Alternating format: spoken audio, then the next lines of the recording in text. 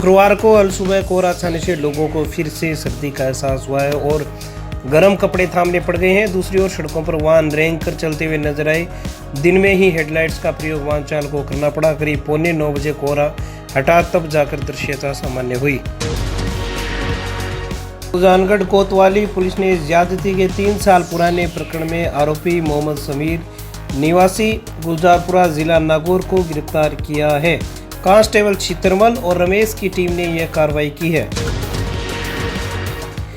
Ukraine के Kharkiv शहर में करीब 1 सप्ताह तक युद्ध में फंसा हुआ सुजानगढ़ का छात्र खुशाल तंवर सकुशल सुजानगढ़ लौट आया है। सुजानगढ़ पहुंचने पर खुशाल तंवर ने बताया कि खार्किव में करीब 1 सप्ताह तक युद्ध के बीच फंसे रहने के बाद हम लोग 7 मित्रों ने वहां से 1 मार्च को निकलने का फैसला किया और ट्रेन से पोलैंड बॉर्डर पहुंचे, जहां पर पोलैंड बॉर्डर में एंटर करने के बाद सारी सरकारी सुविधाओं के साथ फ्लाइट के जरिए इस्तांबुल होकर दिल्ली उतरे।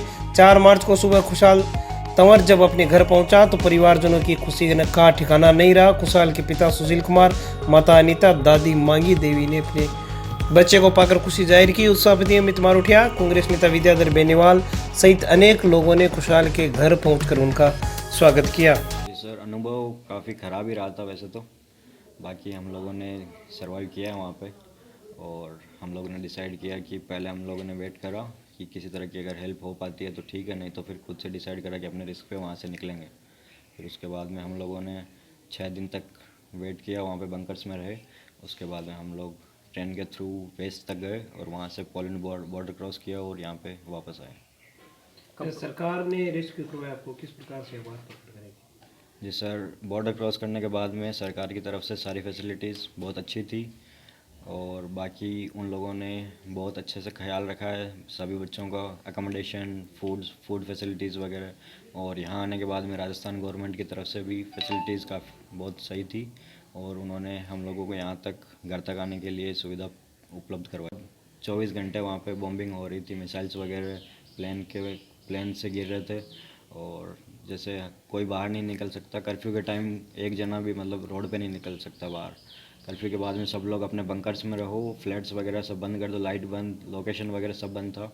और किसी के पास खाना है तो ठीक है, नहीं है तो फिर कैसे तैसे सर्वाइव करो, सुबह हो तो मतलब कि कर सकते हैं। सबसे पहले तो मैं खुशाल तंवर और उसके परिवार जो निश्चित रूप से चिंता में था, जिस घर का बच्चा जहाँ पे युद्ध हो रहा हो और वहाँ पे हो तो निश्चित रूप से उस घर के पेरेंट्स को चिंता करना लाजमी बनता है। तो वो सकुशल घर आया है, इसलिए सबसे पहले तो मैं इस परिवार को बहुत हार्दिक बधाई देता हूँ कि इनका बच्चा सकुशल घर आया है। साथ ही मैं माननीय हमारे मुख्यमंत्री अशोक गहलोत साहब का भी धन्यवाद करता हूं, जिन्होंने इस हालात में ऐसी शानदार घोषणाएं करी कि जितने भी हमारे बच्चे राजस्थान के उनको सकुशल राजस्थान सरकार खर्चा देके घर पे लाएगी। साथ ही मैं मनोज जी मेघवाल हमारे विधायक है, उनका भी धन्यवाद करता हूं कि उन्होंने भी प्रयास किया, सीएम साहब से बात करी और उनका भी प्रयास रंग लाया, हमारा बच्चा हमारे घर पर आया। मेरा पड़ोसी है और ये 4थी साल इसकी वहाँ चल रही थी, डॉक्टरी कर रहे थे। वहाँ पर हालात ख़राब होने की वजह से अमित जी वाइस चेयरमैन ने विधायक जी से कहा कि हमारे खुशाल तंवर एक बच्चा है जो वहाँ फंस गया है, उसको लाने के लिए व्यवस्था करो। और विधायक जी ने मुख्यमंत्री जी से हम सबके सामने बात की थी। उन्होंने मुख्यमंत्री जी को नाम पत्ते सारे नोट करवाए।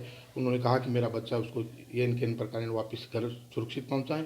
और मुख्यमंत्री जी का भी धन्यवाद करते हैं कि उन्होंने घोषणा की थी कि ये कर रखी है कि सकुशल जितने भी राजस्थान के बच्चे बच्चियां आएंगे उनको घर तक पहुंचाने की व्यवस्था करेंगे और उन्होंने खुशाल को घर तक पहुंचाने की व्यवस्था की है।